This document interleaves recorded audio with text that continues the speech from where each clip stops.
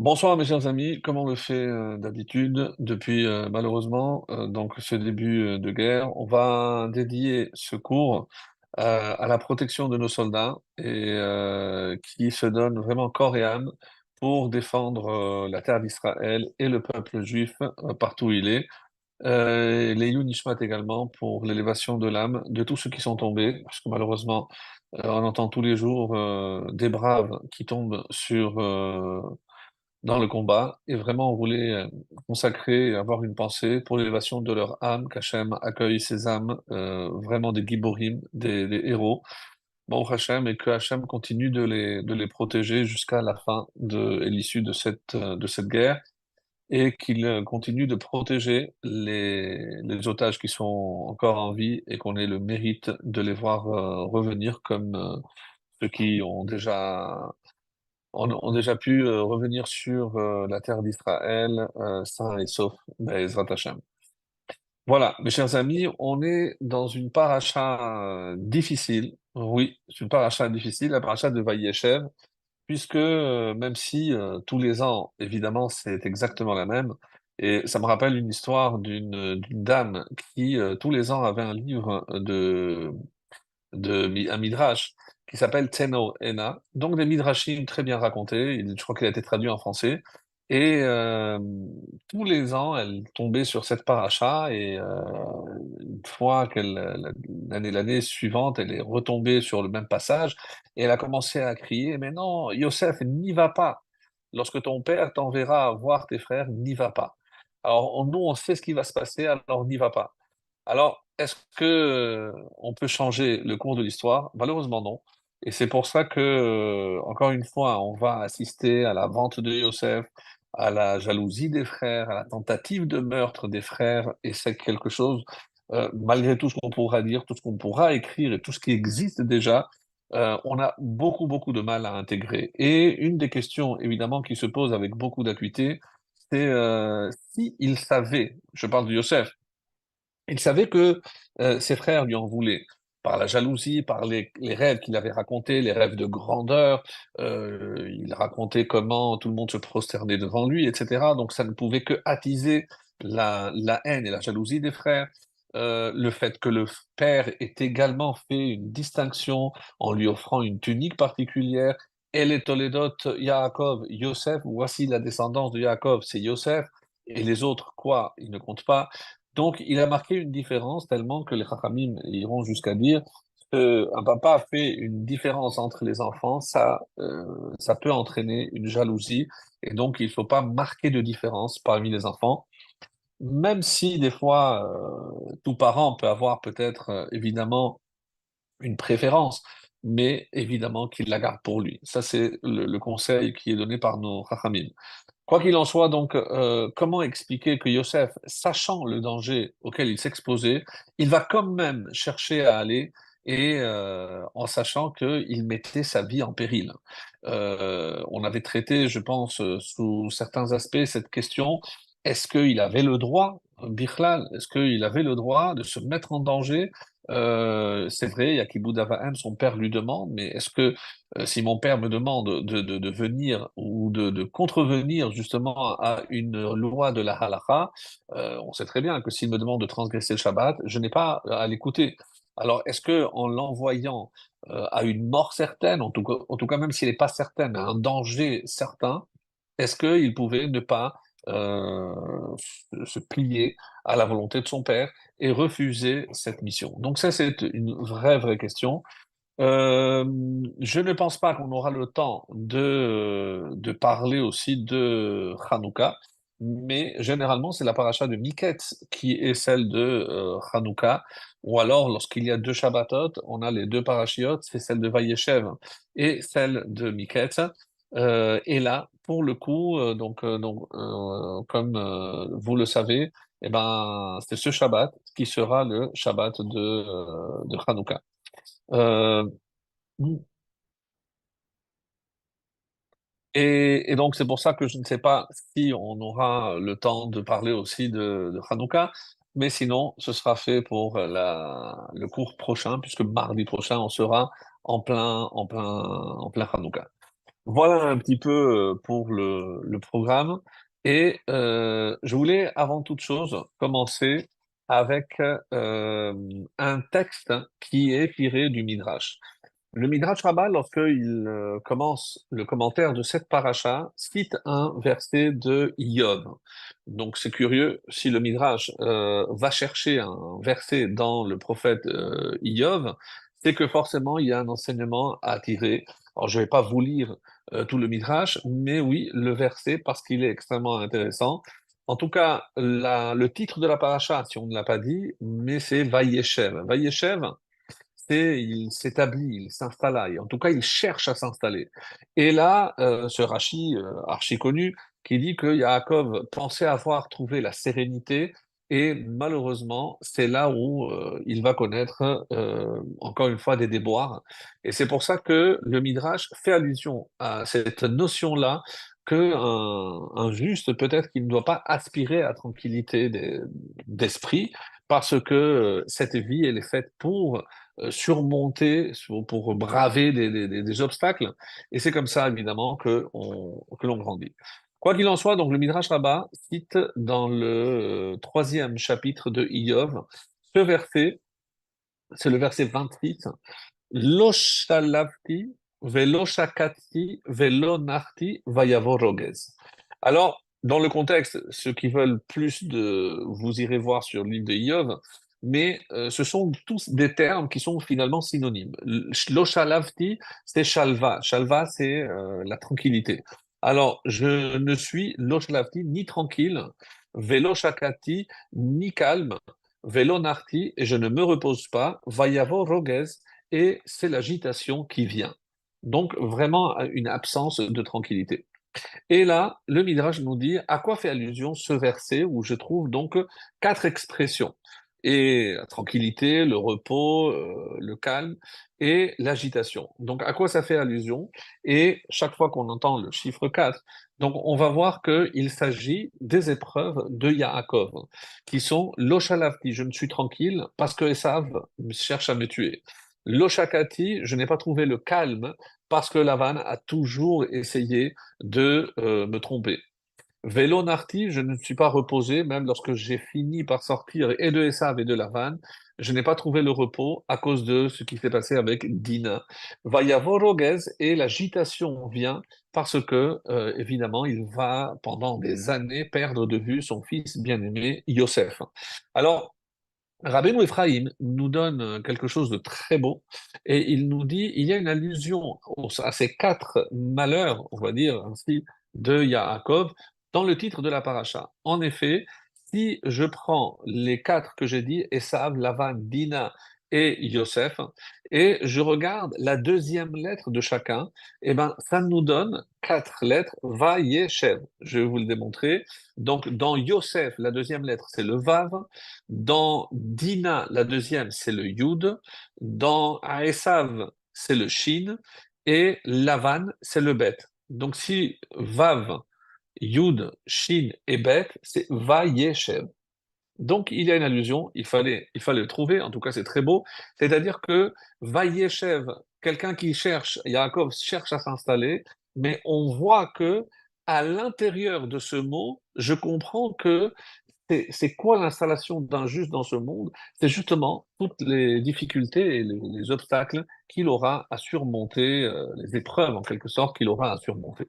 Alors ça, c'est le premier point. D'autres explications, évidemment, lorsque j'entends quatre expressions, quatre termes, eh ben, je sais que forcément, ça fait allusion aux quatre exils. Chaque fois, on a déjà démontré à plusieurs reprises. Donc, on ne va pas revenir. Donc, Babel, Paras, Perse et Mède, la Grèce et, bien entendu, Édom. Et justement, tout ceci pour nous donner un exemple qu'on avait cité à l'époque et que les Chachamim situent, même s'il est rapporté dans la Gemara, situent à l'époque de Yavan, à l'époque des Grecs. Donc on fera peut-être quelques allusions justement à Hanouka, mais comme on va le faire maintenant, sans rentrer évidemment dans les détails, mais c'est, rappelez-vous, lorsque Yitzhak a senti les vêtements de Yosef, de Yaakov, et il a dit Reach Begadav, l'odeur des vêtements. Et les Chachamim disent non, il faut lire l'odeur des traîtres. Qu'est-ce que on a comme principe? C'est que tous ceux que nos ancêtres, les patriarches, ont enduré, c'est ce que les enfants et les descendants vont endurer. Donc, quelque part, les quatre malheurs de Yaakov expriment chez les descendants les quatre exils. Donc, c'est pas deux choses différentes. Et on sait que on peut faire évidemment le lien. Et en ce qui nous concerne, on avait expliqué que Dina et correspondait à Yavan, puisque c'est un petit peu, si ce n'est pas beaucoup, ce que les Grecs cherchaient à faire, évidemment, c'est souiller la féminité, c'est-à-dire la base de la pureté du peuple juif. Et c'est pour ça que, à travers les quatre malheurs de Yaakov, donc on peut imaginer que c'est aussi pour donner la force au peuple juif, à ses descendants, d'endurer ce que, malheureusement, l'avenir nous a prévu. Alors, qu'est-ce qui va se passer concernant Yosef Meshita, pour revenir sur lui? Rappelez-vous, c'est celui à qui on a dit, maintenant tu rentres, puisque les Grecs avaient peur, ils ne savaient pas à quoi s'attendre en rentrant dans le sanctuaire, dans le temple. Alors ils ont envoyé ce juif qui était un traître, donc un juif qui n'était pas du tout ni pratiquant ni croyant. Il est rentré et il est ressorti avec la menorah, avec le candélabre. Il a dit non, mais ça c'est pas pour toi, tu le mérites pas, ça c'est pour. Alors rentre et prends autre chose. Évidemment, il a refusé. Ils lui ont proposé d'être percepteur d'impôts et tous les impôts seraient pour lui. Il a refusé. Ils l'ont étendu et ils l'ont découpé, comme ça rapporte le texte. Et pendant qu'il endurait ses souffrances, il a dit, je te demande pardon, Hachem, de t'avoir énervé une fois. Donc, d'où vient justement la force de tous les ancêtres de pouvoir surmonter ces épreuves-là? Les épreuves que nous sommes en train de connaître, par exemple, quelqu'un qui trouve la force de tout quitter alors qu'il a un magasin prospère, une situation prospère en dehors d'Israël, et tout quitter pour venir en Israël, sans évidemment aucune allusion ni à rien, ni à personne, mais d'où vient cette force que le juif trouve? Eh ben, c'est l'Ech Lecha, c'est le premier qui a tout quitté pour venir. Alors, vous allez dire, oui, lui, il a entendu cette voix. Alors, attendez d'entendre cette voix, et peut-être que si on tend vraiment l'oreille, eh ben, on écoutera peut-être ce message qui s'adresse à tous les juifs de toutes les époques, l'Ech Lecha. Nous avons aujourd'hui un endroit où euh, c'est chez nous, et malgré toutes les difficultés, Baruch Hashem, donc on est chaque jour très heureux d'être sur la terre de nos ancêtres. Alors, dans le Midrash Echa, il y a un texte qui est très connu parce que on a attribué aussi cet événement-là à la période de Hanouka. Nous savons qu'ils ont, parmi les décrets, ils ont obligé les Juifs à manger du cochon, par exemple, c'est des choses qui sont moins connues, et à faire aussi de la vodazara. Certains devaient se prosterner.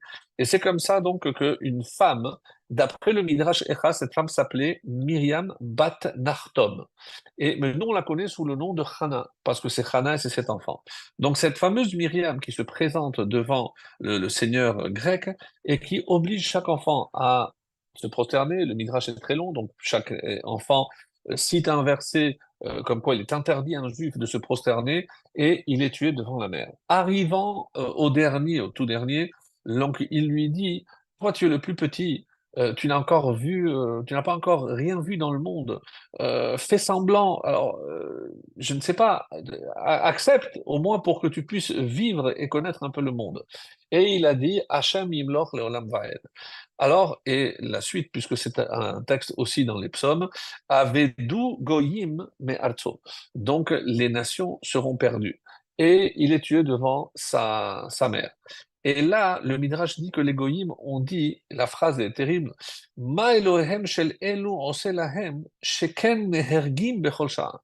Donc, mais qu'est-ce qu'ils ont avec ce Dieu à tel point qu'ils sont prêts à mourir à chaque instant pour ce Dieu? Mais qu'est-ce qu'il leur donne, ce Dieu?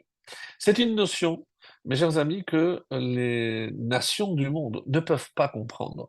Cette notion de Kiddush Hashem, et on a déjà dit, quiconque, même s'il avait vécu pas conformément aux préceptes de la Torah, ce qu'on appelle un rachat, quelqu'un qui n'accomplissait pas les mitzvot.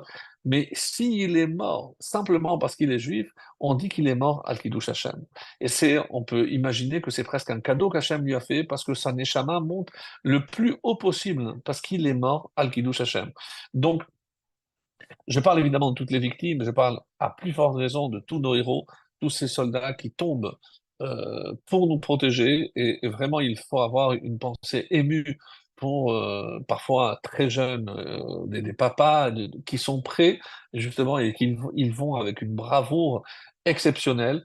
Et en espérant que à quelques jours seulement de la fête de Hanouka, où un si petit nombre a réussi à vaincre un grand nombre, eh bien que Bezrat Hashem, donc comme on a eu cette victoire à l'époque et que l'histoire ne fait que se répéter, les ennemis changent de nom, mais ils sont toujours là, hélas, et de même qu'ils ont remporté une victoire éclatante avec des miracles, eh bien qu'on soit zoré, qu'on puisse avoir aussi ce mérite de voir une victoire rapide et la vie sauve pour tous ceux qui se trouvent sur le front pour nous défendre. Alors, le Rav Shach rapporte à ce propos, puisque la maman, avant que le petit soit mort, elle lui demande, quand tu arriveras là-haut, tu demanderas à voir Abraham Avinu.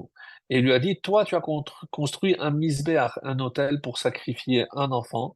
Moi, j'ai sacrifié sept. Et voilà ce qui est dit. Mais est-ce qu'on peut imaginer, on avait déjà étudié cette question, est-ce qu'on peut imaginer que c'est pour savoir qui a plus de mérite, toi un, moi sept? Certainement pas. Alors on avait dit que le Rav Shach avait donné cette très belle explication, d'où une mère peut-elle justement trouver la force incroyable de sacrifier ses sept enfants? Eh ben, c'est parce que Abraham était prêt à sacrifier le sien, qu'il n'en avait qu'un seul. Eh ben, c'est grâce à cela que chaque juif a en lui cette force que nous héritons directement d'Abraham Avinu, de pouvoir nous offrir ou nous sacrifier au nom de Dieu, Al-Kiddush Hashem. Vient le Rama de Pano, et un peu dans le style du Harizal, qui aime beaucoup la notion de tikkun et de gilgulim, c'est-à-dire les âmes qui reviennent, et il nous révèle quelque chose de fascinant. Alors pour moi, ça a été une découverte, je ne pense pas l'avoir vu auparavant, donc je n'ai pas pu le partager avec vous, mais c'est quelque chose de fascinant, je disais, c'était quoi? C'est que cette femme, que ce soit Hana dans certaines versions, ou ici, comme on a dit, Myriam Bat Nartom, eh ben, c'est le Gilgoul, ni plus ni moins que la mère de Avraham Avinu, qui s'appelait, je le rappelle, Amtelai Bat Karnevo. Pour ceux ou celles qui connaissent cette ségoula, si on a perdu quelque chose, donc c'est le nom qu'on cite à ce moment-là pour retrouver quelque chose de perdu et Amtelai bat Carnevo. Et on dit pourquoi elle a dû revenir chez cette femme, parce que elle était contre le fait que son fils Abraham ne soit prêt à se jeter dans la fournaise ardente pour ne pas faire la Avoda Zara. Alors elle aurait préféré bien sûr que son fils fasse la Avoda Zara, elle n'était pas prête à voir mourir son fils Al-Kiddush Hashem. Donc elle est revenue et non seulement elle a offert un enfant, mais sept. Qu'est-ce qu'elle vient finalement dire à son dernier? Va dire à Abraham que je suis revenu pour faire le tikkun, j'ai fait la réparation, et que si lui je ne l'ai pas laissé, mais sache que maintenant, en donnant sept enfants, j'ai réparé ce que j'avais à réparer. Je trouvais que l'idée, elle était vraiment très très belle. C'est le Rabbin Ipano qui est cité dans le Seder Hadorot, qui nous révèle cet enseignement que moi, j'ai trouvé vraiment, comme je l'ai dit, et je me répète, fascinant. Donc, encore une fois, pour comprendre qu'il y a toujours une notion de tikkun. Alors maintenant, pourquoi on dit que Maaseh Avot Siman Labanim? Donc on a expliqué que finalement, chaque malheur que Yaakov Avinu a traversé et qu'il a surmonté, il a donné la force aussi à ses descendants de faire face à d'autres malheurs qu'ils allaient connaître, notamment les quatre exils. Et c'est comme ça que c'est expliqué. Donc, quand on était auprès de Lavan, on a acquis les forces nécessaires pour affronter Bavel. Donc, c'est une autre explication, pas celle qu'on a donnée les semaines précédentes, mais à partir de ce que je viens de dire, donc quelque chose de vraiment très puissant. Auprès de Esav, donc la confrontation de Yaakov avec Esav nous a donné, nous, la force de nous mesurer à Perse et Mèdes, les Mèdes et les Perses. La, L'épreuve de Dina nous a donné la force de tenir tête à Yavan, à la Grèce, et ça pour ça c'est la même chose. Et enfin, Yosef, l'épreuve, la dernière épreuve, celle qu'il va connaître ici, où il va disparaître pendant des années de sa vie, qu'il va être séparé de son père. Donc c'est pour nous donner la force d'être confronté à Édom, c'est-à-dire notre exil actuel. Et pourquoi? Parce que, rappelons-le, que l'exil d'Édom vient essentiellement pour faire le tikkun de la vente de Yosef. Parce que qu'est-ce qui a généré la vente de Yosef? On va rentrer un peu plus dans les détails, mais vous allez voir, qu'est-ce qui a généré la vente de Yosef? C'est la haine. Vaïsnéou, le verset est très très clair.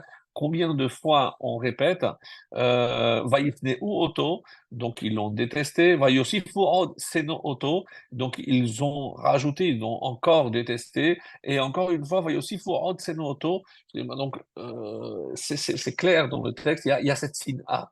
Et donc, c'est la sin A qui donnera la sin A trinam, qui fera que chez les descendants, eh bien, on va assister malheureusement à cette haine entre frères qui sera à l'origine de la destruction du deuxième temple. Donc, et c'est ça qui nous a finalement soumis à l'exil de Édom, et c'est en attendant ce tikkun, cette réparation, et comment? Par la ahavatrinam, par la ardoute, et c'est ce qu'on voit, et j'espère que ce qu'on voit aujourd'hui vraiment soit les prémices de cette unité magnifique qui nous manque tant pour retrouver les temps messianiques et surtout la venue de Bachir et la délivrance finale. En tout cas, les Haramim font remarquer ici quelque chose de très beau. Je reviens maintenant à la citation dans le livre de Iyov. On a dit lo shalavti, velo shakati, velo narti. Donc trois fois lo. Non, non, non. Je n'ai pas trouvé la tranquillité, ni le calme, ni le repos. Alors que le dernier, c'est Vayavo. À quoi ça fait allusion? On dit que des quatre malheurs de Yaakov, trois, il n'a rien fait pour les mériter. C'est venu parce que c'était comme ça que c'était prévu du ciel. Par exemple, avec Lavan, donc il n'a rien fait pour s'attirer la méchanceté et la duperie de Lavan. Avec Esav, c'est son frère, c'est pas lui qui l'a fait, donc il a fait que subir. Et avec Dina, eh ben malheureusement aussi, il a subi. Donc ça, c'est lololo, les trois où il n'y a pas une action de sa part. Alors que dans la quatrième, va y avoir Roguez, il y a quelque chose qui a déclenché. Qu'est-ce qui a déclenché? Vayavo Roguez, c'est Vayave Tedi Batamara. Donc au début de la paracha, et c'est comme ça qu'on dit, c'est que Vayave Yosef et Dibatamara el Avihem. Qu'est-ce qu'il faisait Yosef? Il était âgé de 17 ans et il rapportait à son père Dibatamara, des nouvelles fâcheuses ou surtout les mauvaises actions des frères. Alors, dans cette traduction, pour ne pas imaginer que les frères Shifteka, c'est des tribus parfaites, qu'elles pouvaient faire ou mal agir, mais lorsque vous verrez les commentaires de Rashi, il accusait fermement les frères d'avoir une attitude contraire à ce qu'ils auraient dû avoir. Et on va le voir par la suite, comment il va aussi être obligé de réparer ces paroles qui sont à l'origine de la jalousie, de la haine, de la vente, de la descente en Égypte, etc. Alors, Vayavo Roguez, donc il a rapporté, et quelque part, c'est parce que nous avons malheureusement agi de la sorte, c'est nous qui avons entraîné ce quatrième exil. En effet, il y a une étude aussi très intéressante de Rav Moshe Shapira qui, vraiment très succinctement, qui nous dit que normalement, si j'avais compté le premier exil comme l'Égypte, donc il y aurait eu quatre. Il n'y aurait pas eu besoin de Édom. Ah, c'est incroyable. Oui. Qu'est-ce qui a fait que malheureusement, on a dû rajouter un autre exil qui aurait pu, écoutez bien, aurait pu être évité, qui est allé chercher les Romains pour essayer de terminer de combattre avec les Grecs. Eh ben, c'est Agrippa, le roi Agrippa, donc un des derniers descendants des Hashmonaïm. Et quelle a été l'erreur majeure qu'on reproche aux Hashmonaïm? C'est d'avoir usurpé la royauté de Yehuda. Et nous allons voir, mes chers amis, parce que c'est incroyable le parallèle qui peut être fait, c'est que parmi les raisons, parce que les frères se réunissent et ils décident de tuer Yosef. Vous croyez sincèrement un instant que c'est par pure jalousie, parce qu'ils n'avaient pas de tunique et eux, alors on va tuer notre petit frère? Non, mais vous êtes sérieux? On ne peut pas imaginer une chose pareille. Donc, quelque part, il y a une raison très, très valable. Il a été jugé et dûment condamné. Pourquoi? Par rapport à ses propos, par rapport à son attitude. Donc, et parmi les différentes explications qui sont données, une, c'est parce que c'est le din, ce qu'on appelle Rodef. Rodef, si je sais qu'il risque de faire du mal à quelqu'un, j'ai le droit de le tuer avant qu'il ne fasse du mal à quelqu'un d'autre. Et on va voir que les trois explications vont se rejoindre. Là, c'est le Sforno qui dit que c'est Midin Rodef. Midin Rodef, par exemple, si je sais qu'une femme, en accouchant, elle risque de mourir, donc le petit bébé a le digne de Rodef, c'est-à-dire il met en danger une autre vie. À ce moment-là, et avec la vie évidemment médicale et rabbinique, tout ce que vous voulez, j'ai le droit de d'interrompre la grossesse parce que c'est pour sauver la mère. Parce que cet enfant est considéré comme un danger imminent pour la mère, donc j'ai le droit de le tuer. Si je vois un sujet A poursuivre un sujet B pour le tuer, j'ai le droit de tuer le sujet A parce qu'il est Rodef, il poursuit quelqu'un pour le tuer. Donc, bon, c'est assez complexe, c'est vraiment sur le bout des lèvres, donc ce qu'on est en train d'expliquer, mais c'est comme ça qu'ils avaient conçu que Yosef, qui était un danger parce qu'il sortait un petit peu des normes et il constituait un danger. Le Shlah HaKadosh dit beaucoup plus grave, il dit Mored Bamalchut. Et c'est pour ça que je ramène ça à l'exemple de Hanouka, parce que Mored Bamalchut, c'est quoi? C'est il se révolte contre la royauté. Mais qu'est-ce que c'est ces rêves qu'on va tous venir se prosterner? Toi, tu vas te prendre pour le roi, mais on sait très bien depuis le début que le seul roi en Israël, c'est Yehuda. Donc, de quel droit tu vas t'arroger, toi, le, le, le, le, le, le- le droit de prendre la place, de te substituer au vrai roi qui est Yehuda. Donc, ses rêves où il se voyait comme le nouveau roi, eh ben, dit le Shlach HaKadosh, c'était une raison suffisante déjà de le condamner à mort. Parce que ça, c'est le crime qu'on appelle en français lèse-majesté. Aller contre le roi, c'est la peine de mort. Et pour cela, c'est fait clair. Puisque c'est Yehuda qui devait être le roi, donc pour qui tu te prends? Quelle est justement ce que la Gemara dira au sujet des Hashmonaïm, c'est que si quelqu'un vient et dit que c'est un Hashmonaïm, un descendant de Hashmonaïm, on ne le croit pas parce que il n'est resté des Hashmonaïm aucun survivant. Il n'y a pas de descendant des Hashmonaïm. Mais qu'est-ce qui a valu une telle sanction? C'est parce qu'ils ont usurpé la place des vrais rois qui étaient, et eux, issus de la tribu de Yehuda. Donc, ils ont tout perdu, et à cause de cela, mes chers amis, on a rentré le loup dans la bergerie, le roi Agrippas fait venir les Romains, qui finiront certainement par vaincre les Grecs, mais finiront aussi par détruire le temple et exiler le peuple juif dans un exil qui dure jusqu'à maintenant. Donc, regardez, si on remonte aux prémices, il y a un parallèle incroyable entre ce que on reproche à Yosef et ce qu'on reproche aussi au Hashmonaïm. Alors, donc ça c'est par rapport. Alors Hida vient maintenant et explique par rapport à ce que l'on vient de dire. Vaïr ou otomerahok. Lorsque Yosef arrive, on dit qu'ils l'ont vu de loin. Bon, ça c'est le pshat, c'est le sens simple. Mais Raou ma Yosef aatid lehoti. Qu'est-ce que c'est? C'est dit au nom de Rabbi Vidal Hatzorfati. C'est comme ça que le Chida le dit. Donc, ils ont vu ce qui allait sortir de Yosef. Et ça fait allusion à qui? À ce que le Midrash dira. C'est que quand est-ce que le schisme a eu lieu? C'est lorsque le royaume donc va être scindé en deux, le royaume du Nord, le royaume du Sud, le royaume d'Israël, le royaume de Yehuda, lorsque un des descendants de Yosef, justement, qui s'appelle Yerovam ben Nevat, Jéroboam, donc lui, il va prendre 10 tribus et il laissera à Roboam, le fils légitime de Shlomo, que les 2 tribus de Yehuda et de Binyamin. Et on connaît l'issue. Malheureusement, les 10 tribus disparaîtront et Yerovam ben Nevat est connu comme celui qui, non seulement il a fauté, mais il a fait fauter aussi. C'est c'est catastrophique, vraiment quelque chose qui, malheureusement, a entraîné. Et quand ils ont vu Vayir Merachok, pour montrer ici l'exemple que le Chida donne, c'est qu'ils étaient tous en possession de ce roi HaKodesh, de cette vision prophétique, et ils ont vu.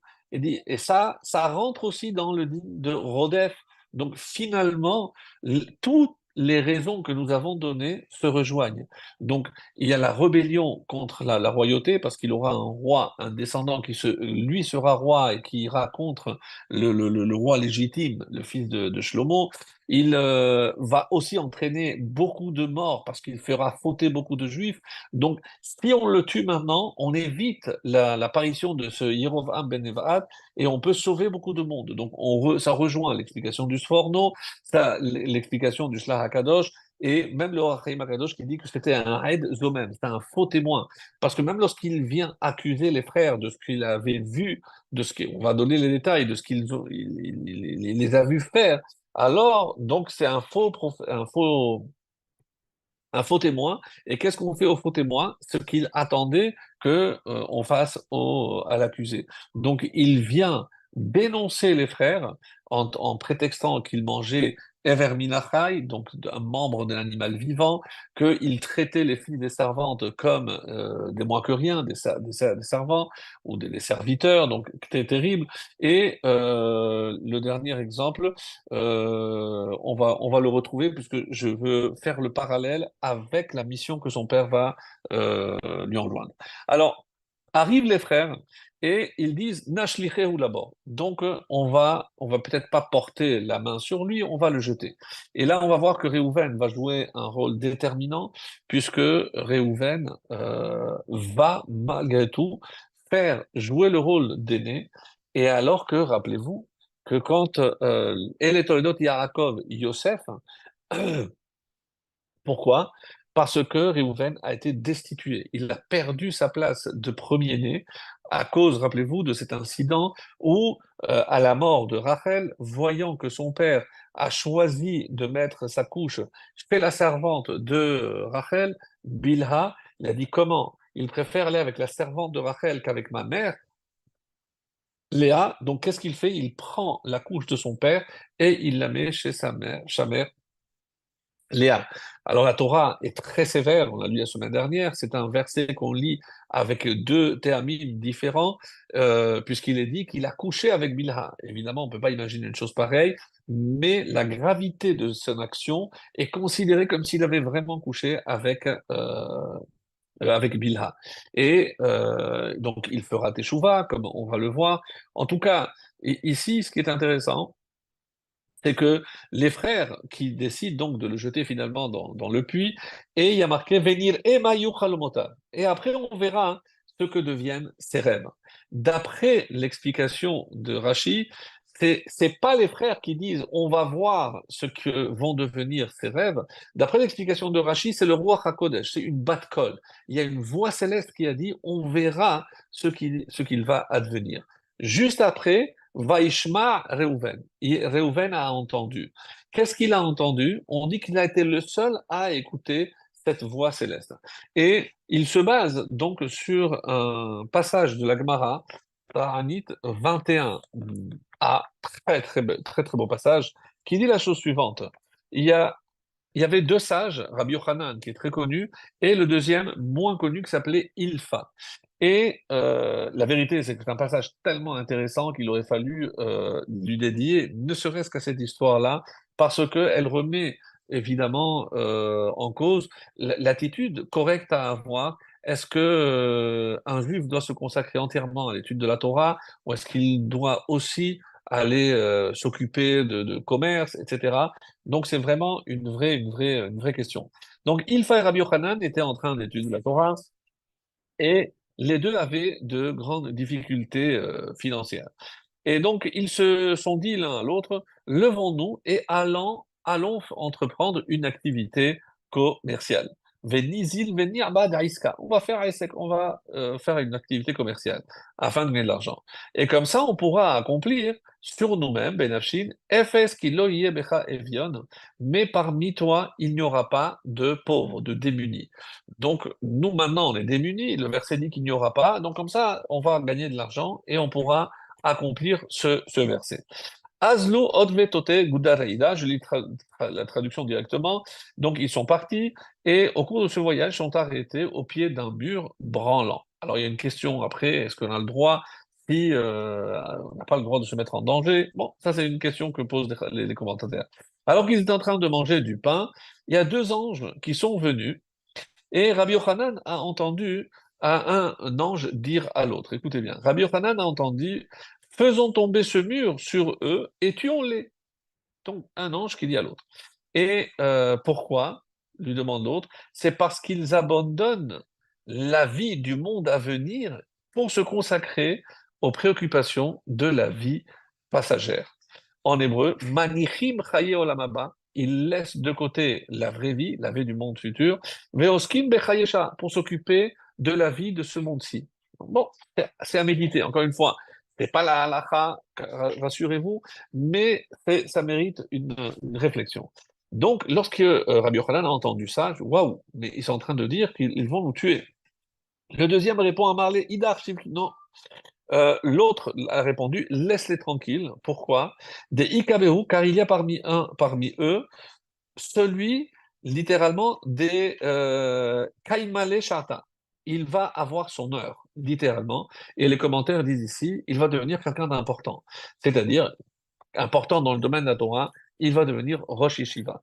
Lorsque Rabbi Yochanan, il a écouté, et il a demandé à Ilfa, tu as entendu quelque chose? Il dit non.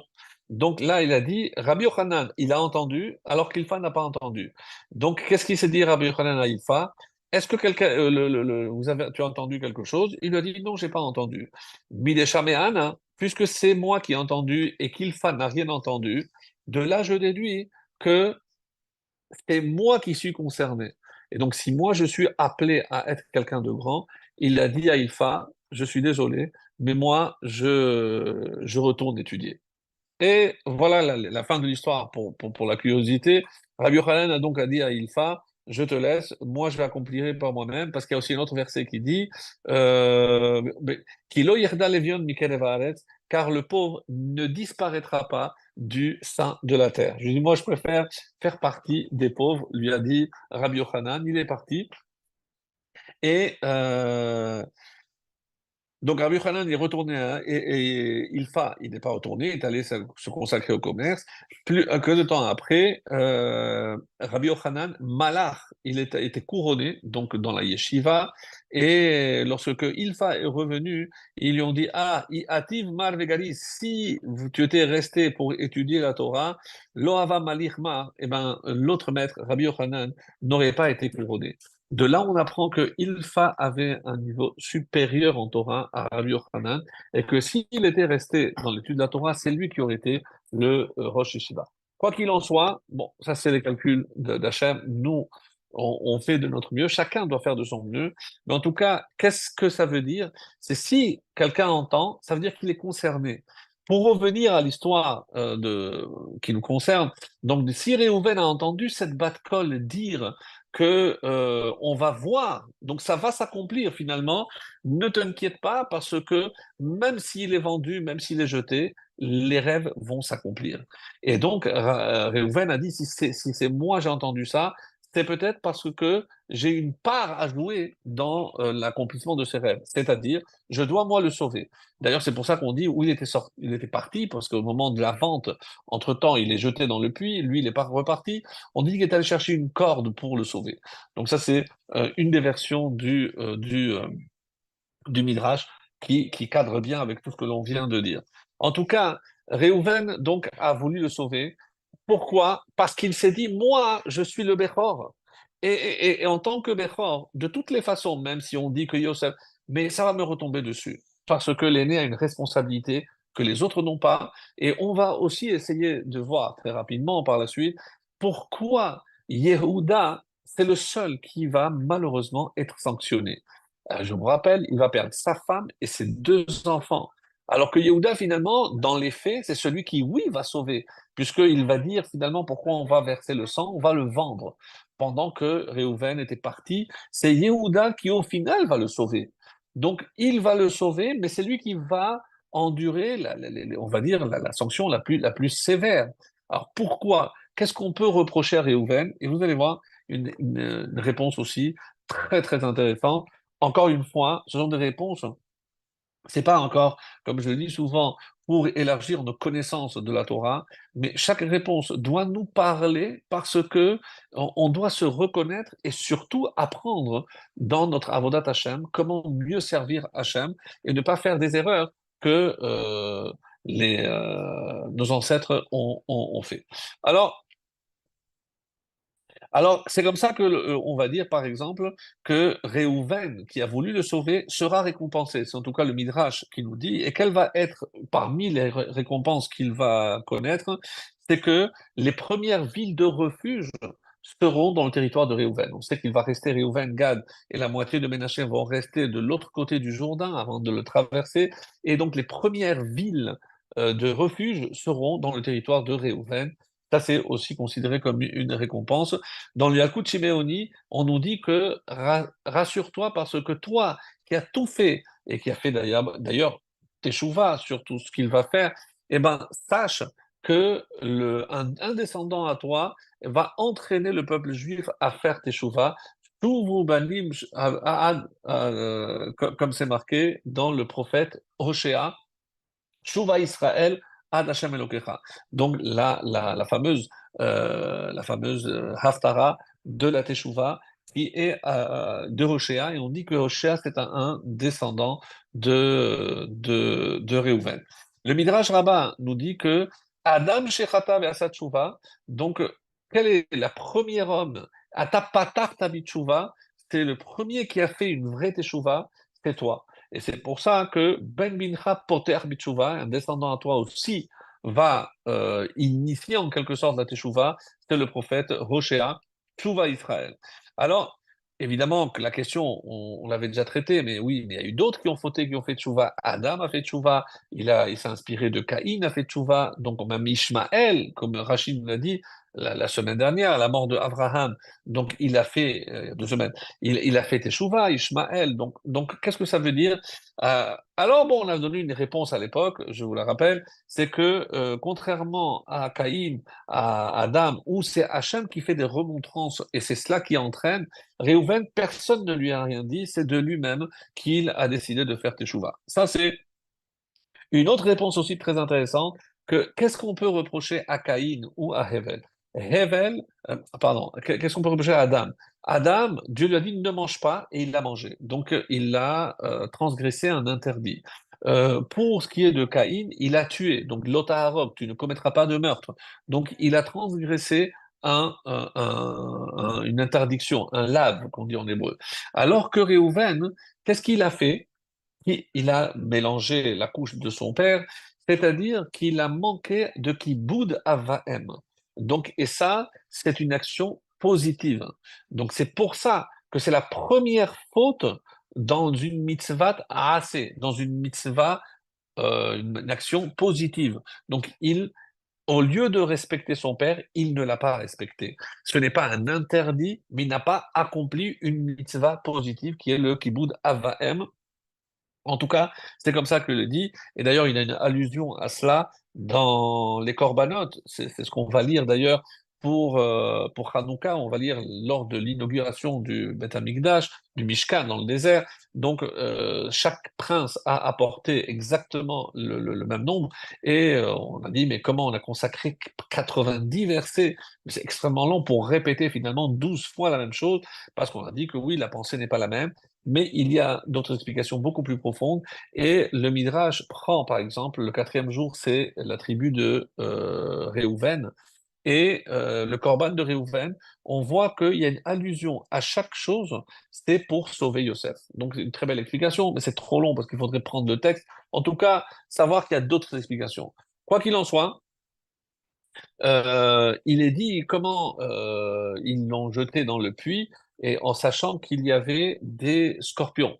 Et on sait, puisqu'il est dit que s'il y a des scorpions, ben, on considère que la personne ne peut pas survivre. Avec les serpents, oui, mais avec les scorpions, non. Et c'est comme ça qu'il est rapporté dans le traité Shabbat, là où on parle de la fête de Hanouka. Il y a un passage très intéressant et on se dit, mais quel est le lien? Et d'ailleurs, on dit que c'est un des liens qu'on peut faire entre la paracha et la fête de Hanouka, puisque on dit que c'est Rav Kahana qui donne des enseignements, et donc, on est à la page 21b et 21, puisque c'est la fin. Et Rav Kahana a dit, Rav Nathan Bar Manyuni a exposé au nom de Rav Tanchum. Et quel enseignement? Ner shel Chanukah shehinicha lemala me'esrim ama. Donc, si on a posé la Hanoukia au-delà de 20 amot du sol, Pessoula, elle n'est pas valable comme d'une souka ou d'un mavoy. Pourquoi? Parce que je ne peux pas voir. Au-delà de 20 amot, on va simplifier, on va dire que c'est à peu près une ama, c'est 50 centimètres, donc c'est, on a dit, estrim ama, près de 10 mètres. Donc, c'est comme ça qu'il est dit. S'il est placé à une hauteur de 20 amot ou plus, une lumière de Hanouka, pourquoi? Parce que, comme Rachid l'explique, ben, on n'a pas de vision, on peut pas voir. Et juste après, le même Rav Kahana nous apporte une autre explication, nous dit, qu'est-ce qui est écrit Maï dirtiv, hein, Vehabor rek en bomaïm. Donc, en plein Hanouka, dans la Gemara, on parle de Hanouka ici, c'est une loi, où est-ce que je dois poser? Et on vient, on me dit, le puits était vide. Je sais, s'il est vide, c'est qu'il n'y a pas d'eau. Oui. Alors, quelle est l'explication qui est donnée? Haborek, Rachid la rapporte d'ici, de la Gemara. Donc, Aniyodea, chez En si tu me dis qu'il est vide, je sais qu'il n'y a pas d'eau. Donc, qu'est-ce que ça veut dire? El Amat Talmud Lomar, En Bomaim, pourquoi on a répété? Maïm En. C'est pour me dire qu'il n'y a pas de l'eau, mais qu'est-ce qu'il y avait? Nechashim Vakraim Yeshbo. Mais il y avait des serpents et des scorpions. Mais qu'est-ce que ça vient faire ici? Quel rapport? Et parmi les commentaires, il y a plusieurs explications, hein, c'est pas la seule, mais une des explications, c'est de Hidouché Haran, nous dit de la même façon que en hauteur 20 amot, donc on va simplifier 10 mètres, je ne peux pas voir ce qui se passe à 10 mètres parce que quand je marche dans la rue, je ne peux pas lever la tête, je ne regarde pas.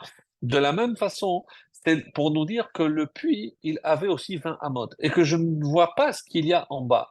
De la même façon que je ne peux pas voir ce qu'il y a en haut, je ne peux pas voir ce qu'il y a en bas.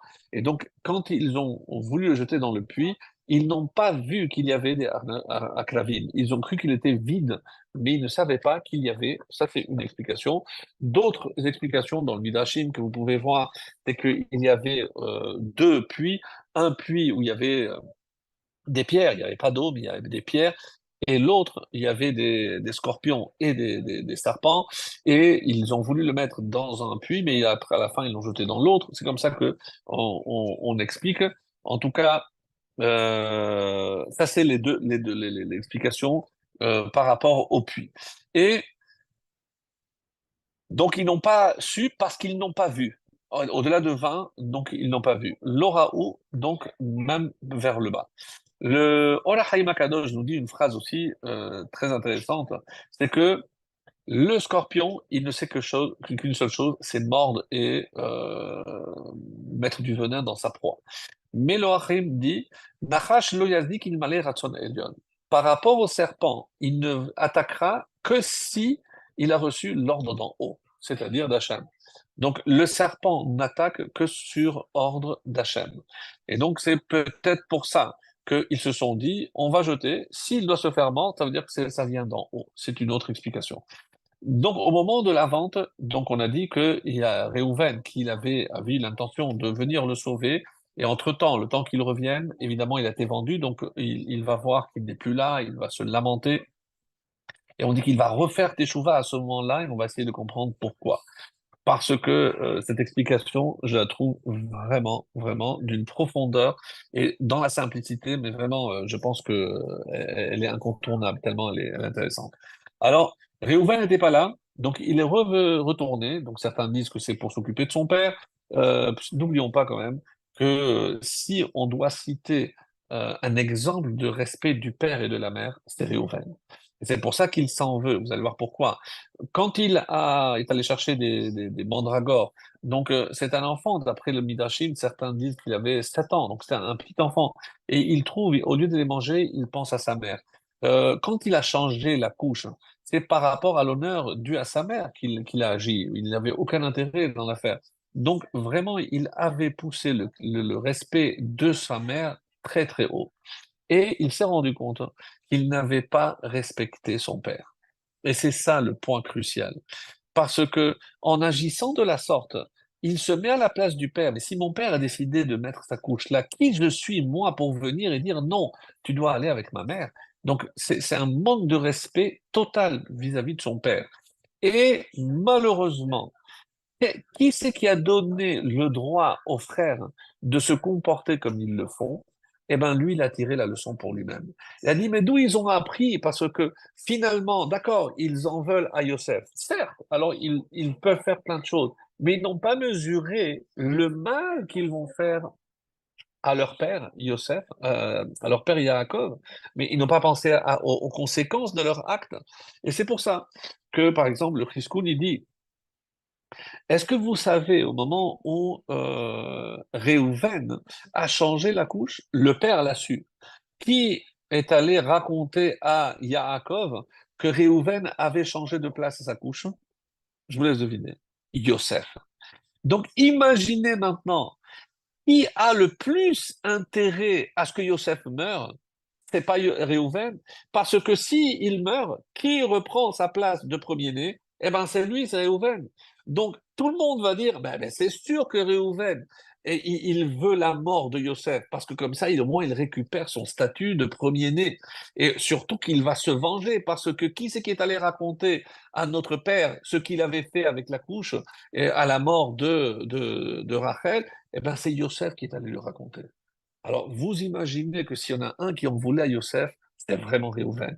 Et c'est lui qui va surmonter, mes chers amis. On dit, c'est pour ça qu'il n'y a personne qui a fait Teshuvah, parce que toi, tu avais tout intérêt à ce que Yosef meure, parce que tu avais tout à gagner. C'est dans ton intérêt, tu reprends ton statut, magnifique. Donc, personne ne dira rien. Tu es l'aîné, tu reprends ton... Oh, il laisse faire.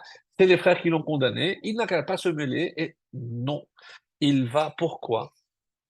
Qu'est-ce qui le fait changer d'avis? Qu'est-ce qui anime un personnage comme Réhouven?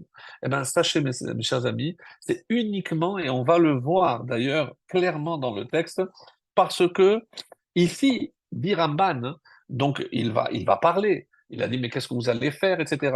Mais dans la paracha de Mikez, la semaine prochaine, on va voir au moment où Yosef les met à l'épreuve. Et donc, qui c'est qui prend la parole le premier? Nous, on pense toujours que c'est Yehuda, mais on a oublié un personnage qui prend Vayan Reuven Otam les morts. Donc, on est au chapitre 42, le verset 22. Et qu'est-ce qu'il dit? Reuven a répondu en disant, est-ce que je ne vous avais pas dit, ne fautez pas envers l'enfant? Al techet u bayeled. C'est une phrase très connue. Donc, Hamat Lachem al techet u bayeled, mais vous n'avez pas entendu. Et à présent, qu'il est probablement mort, et nous devons rendre compte pour avoir versé son sang.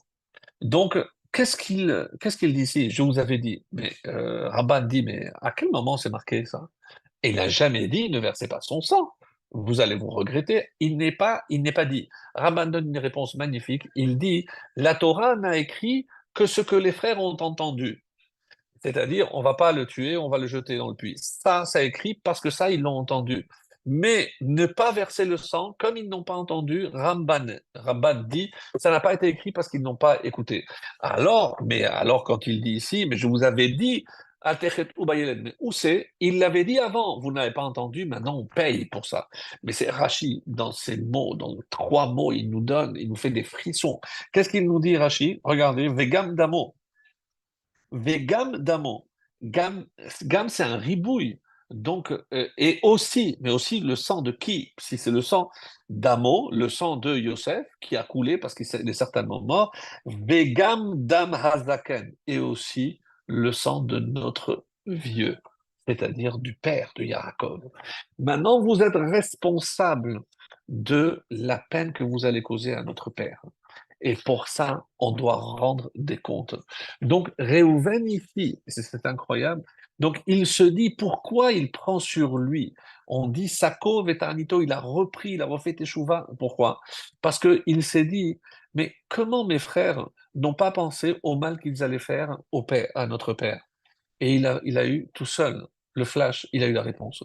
De qui ils ont appris à manquer de respect à notre père? De moi. Donc, parce que moi, quand je me suis permis de changer de place la couche, etc., donc j'ai donné un exemple de comment on peut manquer de respect à notre père. Donc, eux, maintenant, ils font fi de ce respect et je suis responsable de leur action. Et mes amis, là, on apprend quelque chose d'essentiel, maman, d'essentiel. C'est quoi? C'est qu'on doit rendre des comptes pas seulement par rapport aux fautes que nous faisons, mais également les fautes que nous causons. Et j'avais raconté, je crois, une fois cette histoire. Je ne sais pas si c'est ici que j'avais raconté. Oui, avec le Rav Shvadron. Je ne sais pas si certains s'en rappellent. C'était à l'époque, donc, il y a, au début des années 40, 50, en Israël, il y avait le Rav Shvadron avec un autre rave, ils avaient pris sur eux d'aller dans le marché et pour le vendredi, demander aux commerçants de bien vouloir fermer, c'était Shabbat, et surtout il y avait beaucoup de coiffeurs. Et ils avaient réussi à convaincre les coiffeurs, sauf un. Un, c'est un dur à cuire, il ne voulait rien entendre, il dit non, laissez-moi tranquille, moi je vais pas, il restait, ça va. Un jour, ils sont venus et le salon de coiffure de cet homme-là, Victor, était fermé. Ils ont demandé, donc, il a eu une crise cardiaque, il est en soins intensifs, il a frôlé la mort, il est encore en soins intensifs. On va prier pour lui. Et la semaine, 2, 3 semaines sont passées. Il me dit, ça, il est sorti de soins intensifs. Je dis, ah, c'est le moment d'aller le voir. À la fin de Shabbat, ils vont le voir. Je dis, qu'est-ce que vous voulez? Vous m'avez pas oublié. Je dis, non, on est venu pour prier pour toi. Parce que on a su que tu étais malade, on est venu te voir. Et tu sais que le Shabbat nous protège, alors si tu prends sur toi de fermer 1 heure avant Shabbat, eh ben, nous on te garantit que ton cœur ira mieux et que tu n'auras pas de problème de santé. Allez, tu t'engages, je m'engage. Psh. Et effectivement, tous les vendredis, pendant des mois, ils sont venus. Le premier qui fermait, il mettait les gens dehors. Mais quoi, Victor, qu'est-ce que tu as pris? Il fermait, il rentrait. Au bout de quelques mois, ils arrivent et ils voient une queue chez Victor et ils rentrent. Et quand ils ont voulu rentrer, il leur fait comme ça, dégagez. Attends, mais Victor, mais qu'est-ce qui s'est passé? Qu'est-ce qui a changé? Et il leur a dit, écoutez, la semaine dernière, c'était l'Ascara de ma mère. Je suis allé prier à côté dans la choule. Moi, j'ai pas fait Khazan parce que je sais pas si je suis capable. Et pendant la répétition de la Hamida, je vois deux barbus en train de parler, chuchoter. Je dis non, non. Il y avait marqué juste ne pas parler pendant la tfila. Je leur ai montré. Et ils comptaient des dollars, ils sont en train de changer. À la troisième fois, j'ai dit, écoutez, alors ils m'ont fait avec la main comme ça. Ah! Eux, les barbus, ils me font comme ça avec la main. La prochaine fois que moi je vois des barbus, moi aussi je ferai avec la main comme ça. Il a dit, mais non, ils ont essayé de le convaincre, mais tu comprends, ce sont pas de bons exemples, il faut pas les suivre. Même chez les religieux, il y a des fois, ah, bon, ils ont essayé, est-ce qu'ils l'ont convaincu? On ne sait pas. Quoi qu'il en soit, le Rav Shadron donne cette conclusion. Ces deux personnes âgées, ces deux barbus, eh ben, lorsqu'ils monteront là-haut, et on va leur dire les fautes qu'ils ont commises, est-ce que vous savez ce qu'on va leur dire? Que vous avez transgressé le Shabbat, jamais le Shabbat. Vous avez rasé avec la lame des gens. Mais de quoi il parle? Parce que à cause de vous, il a continué à faire des interdictions. Toutes les interdictions qu'il a faites vous seront attribuées. Et c'est pour ça qu'il est dit que non seulement on sera jugé sur les fautes que nous on a commises, mais les fautes qu'on a fait commettre aux autres. Et c'est pour ça qu'il y a une Gemara dans Brachot magnifique. On sait très bien que celui qui mange un aliment sans faire une bracha, on dit c'est comme s'il volait. Pourquoi? Parce que tout appartient à Dieu. Mais la Gemara, elle s'arrête pas là. Donc, il est Gozel et Akadosh Baruch Hu. Il vole Dieu. Ça, on comprend. Gozel et Knesset Israël. Mais il vole aussi toute la communauté d'Israël. Pourquoi? Quel rapport? Parce que Hachem, il envoie l'abondance à son peuple à travers toutes les mitzvot que tout le monde fait. Ah, et pourquoi? Parce que tout Israël, Arevim Zelazé, moi je fais une mitzvah et qui va en profiter? Pas que moi, tout le monde a profité. Mais si je fais une avéra, si je fais une transgression, malheureusement, s'il y a quelque chose de négatif, eh ben, j'entraîne aussi que les autres vont être privés de cette abondance, de cette bénédiction. Et on rajoute, Vechaver les ish mashchit. Et on est associé à un destructeur. Qu'est-ce que ça veut dire ça? Je ne comprends pas. Qu'est-ce que ça veut dire? Et là, Rashi, entre autres, nous dit, c'est qui? On est l'associé de Yerovam ben Nevat. Oui, celui dont on vient de parler tout à l'heure, le descendant de Yosef. Et pourquoi? Quel rapport? Parce que lui, il a fauté et il a fait fauter les gens. Et malheureusement, quand moi, je ne fais pas la bracha, qu'est-ce que si quelqu'un, comme un religieux qui est censé donner un exemple, si je le vois faire quelque chose, je vais dire, ah, mais si lui il le fait, ça veut dire que c'est permis, donc moi aussi je peux le faire. Donc, comme Yerovam ben Nevat qui a fait fauter les gens, alors lui il a fait sciemment, eh ben sache que si toi tu ne fais pas ce que tu as à faire, surtout lorsque tu es en public, et ça c'est une des réponses, mes amis, qui est donnée par rapport à Yosef. Pourquoi Yosef a finalement préféré écouter son père alors qu'il n'avait pas le droit de se mettre en danger? Et on dit, et ça c'est comme ça que c'est rapporté, en nom du rabbi, très très intéressant, et par rapport à la halakha qui est rapportée dans le Rambam, qui dit dans quel cas il a le droit, alors je vous le lis. Gam ledat Rambam asur limsor nafsho al sha'ar mitzvot. Il y a trois mitzvot pour lesquelles on doit, plutôt que de transgresser, se laisser mourir. Mais que trois, l'idolâtrie, le meurtre et les relations interdites. Adam gadol vechassid Yireh Shamayim. Mais si c'est quelqu'un de grand, de Yireh Shamayim, qui craint Dieu, et il voit par exemple chez Hador Parut, et il voit dans un domaine que la génération est malheureusement, elle se laisse aller, elle se laisse à la dérive. Rachai lekadesh et Hashem velimsor atzmo afilu al mitzvah kala kedesh ilu ha'am v'ilmedu. Il a le droit de se sacrifier al kiddush Hashem, même pour une mitzvah légère, si ça peut servir d'exemple aux autres pour montrer que cette mitzvah est importante. Ça va loin. Vekar Yosef. Et c'est pour ça que Yosef, qu'est-ce qu'il a vu? Il a vu que il manquait de Kiboud Avaim. On retourne avec Réhouven au Kiboud Avaim. Donc, ils ont vu qu'ils ont manqué de Kiboud Avaim.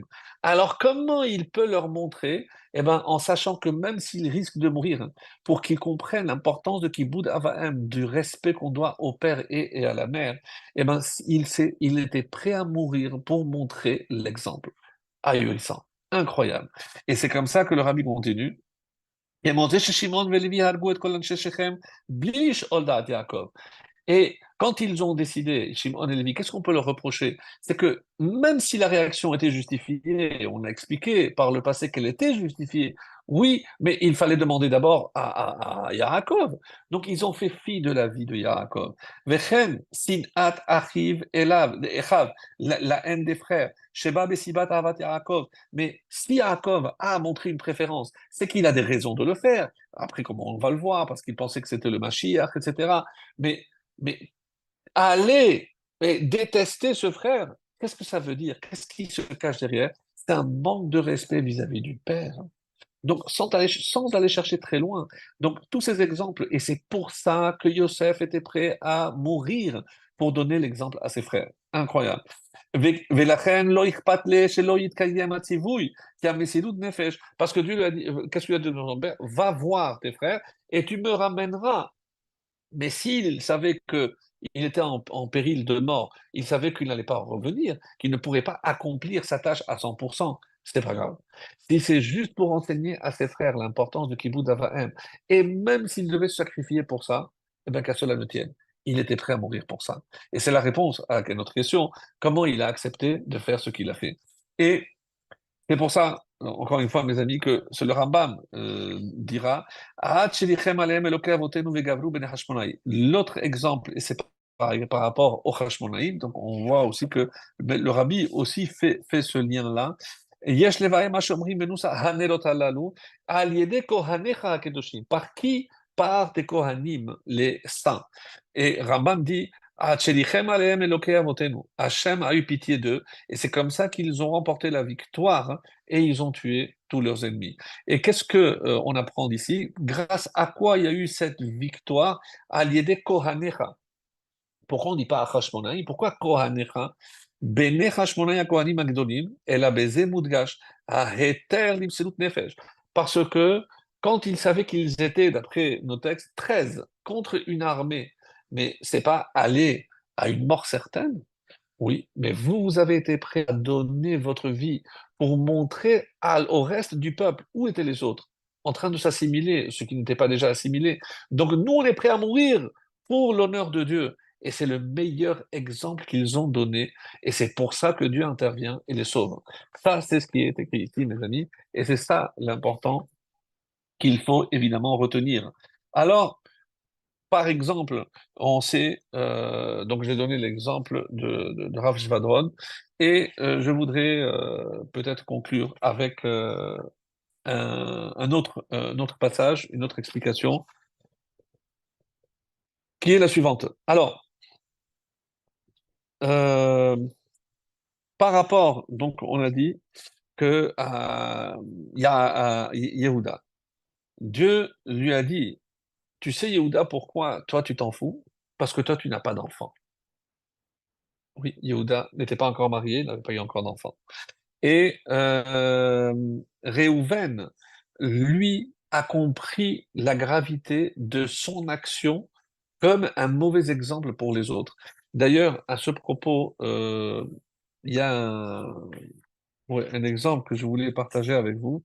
Euh, c'est sur le Rambam. On dit que Rambam, lorsqu'il a écrit Moré Nevuchim, le guide des perplexes, des égarés, selon certaines traductions, on dit qu'il a été mis en kherem. Il y a eu un anathème sur lui, etc. Donc on a dit qu'il fallait brûler ses livres, des choses terribles. Et les sages d'Allemagne, hein, ils ne le connaissaient pas. Donc ils ont décidé d'envoyer quelqu'un chez lui pour voir effectivement s'il il était digne de confiance, il était ou pas.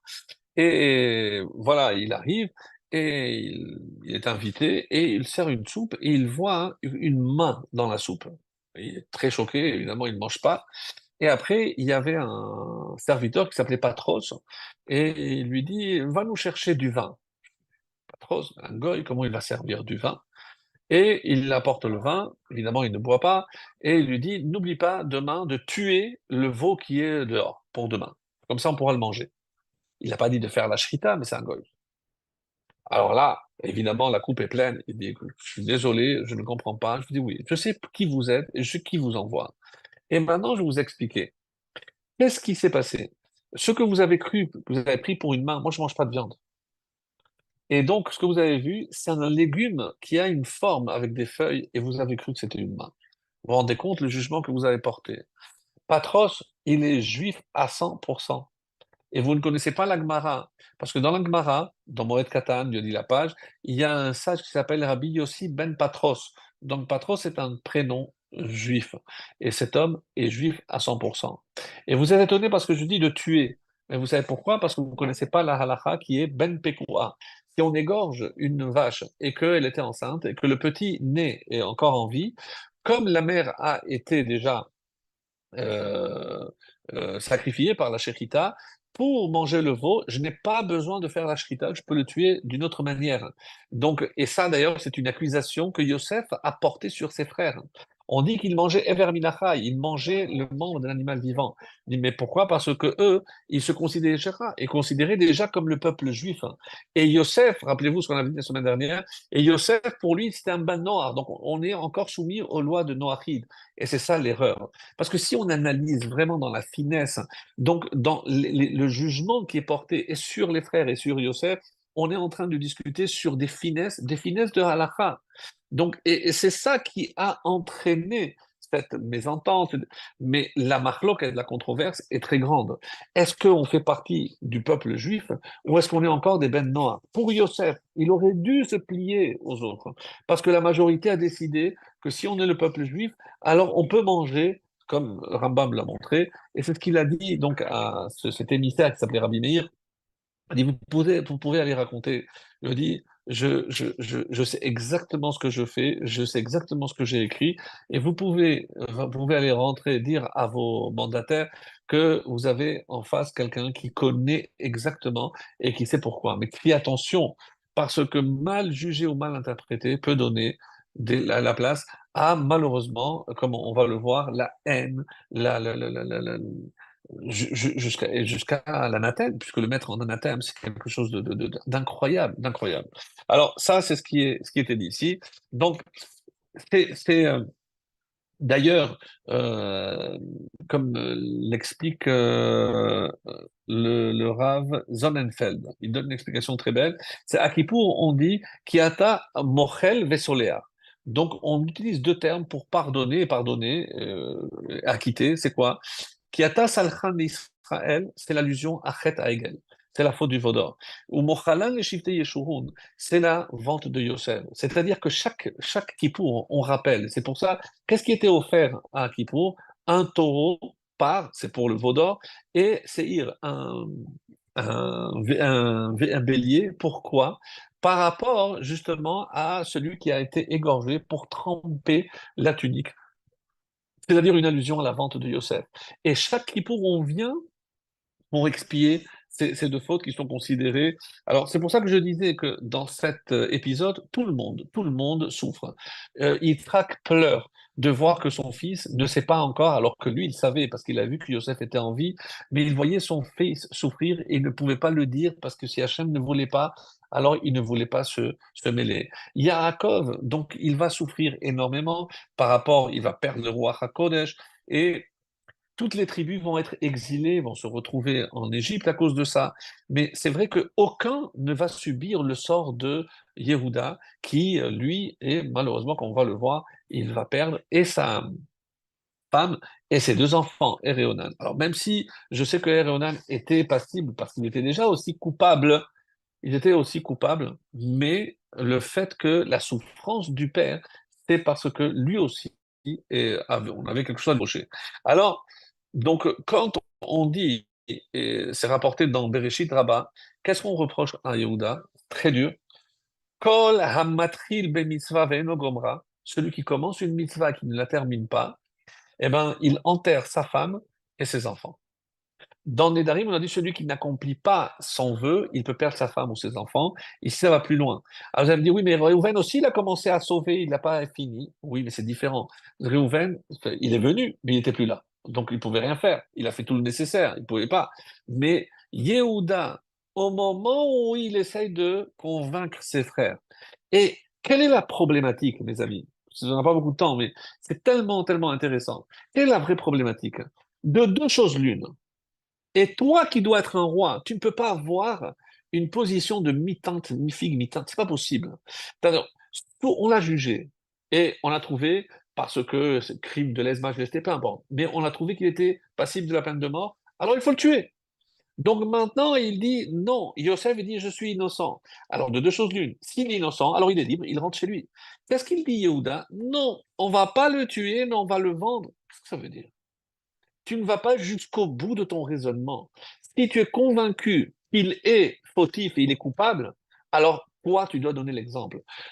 Et pourquoi il va être lui condamné? Parce qu'on ne peut pas faire de concessions. Un Dayan, est-ce qu'il doit faire des concessions? Est-ce que c'est la loi et on fait maximum? Alors on va voir que non, puisque la halakha, elle va dire un Dayan, un vrai Dayan, il doit apprendre à faire des concessions. De qui on l'apprend? De David Ameller, comme c'est marqué dans Shmuel Bet, le chapitre 8, verset 15, Vaïhi David osé mishpat ou tzedaka. Il faisait et le jugement et la tzedaka. Même si un pauvre était coupable, il le rendait coupable. Mais une fois que le jugement a été prononcé, il prenait de l'argent et lui dit, voilà, maintenant tiens de l'argent pour rembourser ce que tu lui dois. Donc ça c'est osé mishpat, oui, mais le jugement c'est le jugement.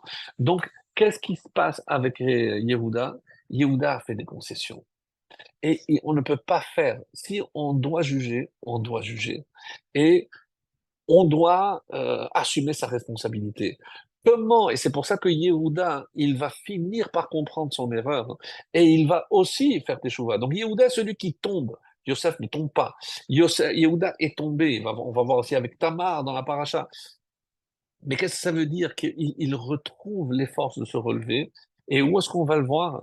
Parce qu'il sera prêt à se constituer lui comme un esclave à vie pour reprendre la place de Binyamin. Il a compris la leçon. Maintenant, si je fais quelque chose, je dois le faire jusqu'au bout. J'ai décidé de prendre, de m'engager de la responsabilité vis-à-vis de mon père, de la vie de Binyamin, je vais jusqu'au bout. Et c'est ce que Yosef verra par la suite. C'est que l'engagement va y gâche lorsque Yehuda va s'engager. Et c'est cet engagement qui va constituer finalement la vraie réparation de sa faute. Mais ça lui aura coûté, au passage, la femme et les deux enfants. Mais il va retenir la leçon, puisque Tamar donnera Pérez et Zéra, Pérez, donc qui donnera aussi le Mashiach. Alors, et qu'est-ce qu'on doit retenir de là, mes amis, et ça va être une conclusion, c'est que, même si on n'a pas tout dit, euh, quelle est la conclusion que j'ai envie de partager avec vous? C'est que dans le domaine des concessions, ça dépend. Si c'est, comme disent nos maîtres, donc il y a des concessions qui maintiennent le monde et l'autre qui les détruisent. Alors comment je peux le reconnaître? Si que je suis déterminé et que je dois faire quelque chose, que quand je vais faire une concession, ça veut dire que forcément je vais détruire autre chose. Quand il s'agit de mon ego, et que je peux, oui, faire une concession, alors le Yetzirah va te dire non, au contraire, toi, tu mérites, etc. C'est là où oui, je dois faire des concessions. Et donc, on voit que les Sahara utilisent ces arguments et des fois, il sait très bien les présenter de manière à ce que nous, on ne voit pas la différence. Et c'est pour ça que, et on retient que pourquoi il a fallu un miracle de l'huile. Quelle est l'allusion pour les Hashmonaïm? Oui, c'est vrai que la halakha dit on aurait pu allumer avec de l'huile impure, mais ils ont cherché. Pourquoi ils ont trouvé la fiole? C'est parce qu'ils l'ont cherché. Qu'est-ce que ça veut dire? Qu'on ne se contente pas. Dans le domaine spirituel, on ne se contente pas du minimum. Retenez cette phrase. Dans le domaine spirituel, on ne se contente pas de peu ou du minimum. Donc, on doit faire le maximum. Vous avez cherché, eh ben, je vais vous récompenser, vous allez trouver. Pour que les gens retiennent que dans le domaine spirituel, eh ben, on ne se contente pas de ce qu'on appelle Bedi Evet. C'est a posteriori. Oui, c'est vrai qu'on aurait dû faire comme ça, et oh, maintenant, c'est pas grave, il vaut mieux faire ça que rien. Non. Eh ben, il faut faire plus. Et regardez, la seule fête où tout le monde a accepté, si je vous demande, la halakha pour Hanouka, il suffit d'allumer une bougie chaque soir. Pourquoi on a une plus deux?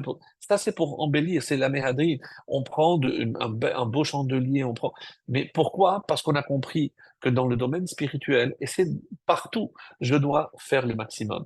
Et si je dois donner une conclusion par rapport à cette paracha, parce que c'est vrai qu'à la fin, on verra, donc dans les épisodes qui vont suivre, qu'est-ce qu'on peut retirer? Et c'est qu'il faut toujours avoir conscience de la main de la providence dans tout. Et ça, c'est pour appliquer aussi à notre actualité. C'est parce que Hachem est toujours à l'œuvre. Et même si des fois, les événements sont masqués. Je ne vois pas clairement la providence, parce que pour l'instant, on est en exil, donc c'est normal qu'on ne voit pas clairement comment Hachem. Et même si une situation nous paraît vraiment désespérée, il ne faut pas justement baisser les bras, parce que d'abord, on est sûr et certain que le salut, la délivrance arrivera. Et de quoi on doit se convaincre? Que cette délivrance, elle est déjà en marche.